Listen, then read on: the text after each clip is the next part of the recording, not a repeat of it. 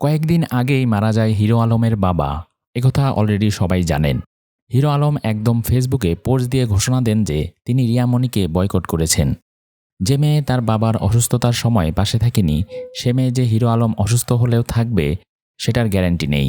তাই তিনি রিয়া মনির সাথে আর নেই। হিরো আলমের এরকম পোস্টের পর রিয়া মনি কয়েকদিন চুপ থাকলেও এবার মুখ খুললেন তিনি। গণমাধ্যমকে তিনি বলেন, মানসিকভাবে ঠিক নেই হিরো আলম, যেহেতু ওনার বাবা মারা গেছেন। সত্য কথা বলতে কি, এ বিষয়ে আমার কিছুই বলার নেই। এদিকে সামাজিক যোগাযোগ মাধ্যমে কয়েকদিন আগে অভিনেত্রী সামিরা খান মাহির নাচের ভিডিও ক্লিপ ভাইরাল হয়েছে, যেখানে সাহসী পোশাকে দেখা যায় তাকে। ভিডিওতে মাহিকে দেখা যায় একদম বডি ফিটিং পোশাকে পারফর্ম করতে। অনেকেই একে বলেছেন দৃষ্টিকটু, আবার কারো মতে লাইভ ফ্যাশন ডিজাস্টার।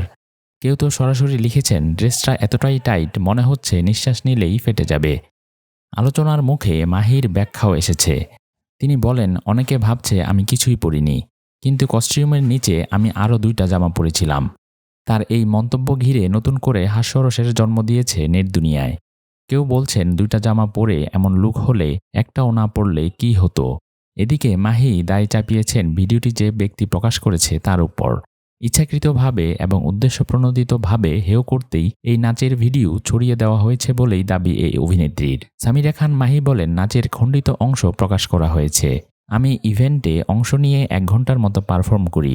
পুরো নাচের মধ্যে অনেকগুলো মুদ্রা ছিল, কিন্তু সেখান থেকে কিছু অংশ নিয়ে সেটা ঝুম করে কেউ পাবলিশ করেছে, যেটা দেখতেও খুব বাজে লেগেছে। এমনটা করা মোটেও উচিত হয়নি। বিতর্কিত পোশাক নিয়ে সামিরা খান মাহি বলেন, অনেকের মনে হয়েছে নাচের কস্টিউমের নিচে কিছুই পরিনি, কিন্তু তা না। নাচের কস্টিউমের ভেতরে আরও 2টা জামা পরেছিলাম। যেহেতু কস্টিউম একদম বডি ফিটিং, সেজন্য হয়তো এমন লেগেছে। কিছু সংকটের কথা জানিয়ে মাহি বলেন, আমাদের তো নিজস্ব কস্টিউম ডিজাইনার বা মেকআপ আর্টিস্ট নেই, যে কারণে চাইলেও সবকিছু করতে পারি না। এছাড়াও এই কস্টিউমটা পেয়েছিলাম পারফরম্যান্সের মাত্র 1 দিন আগে, যে কারণে পরিবর্তন করারও সময় ছিল না।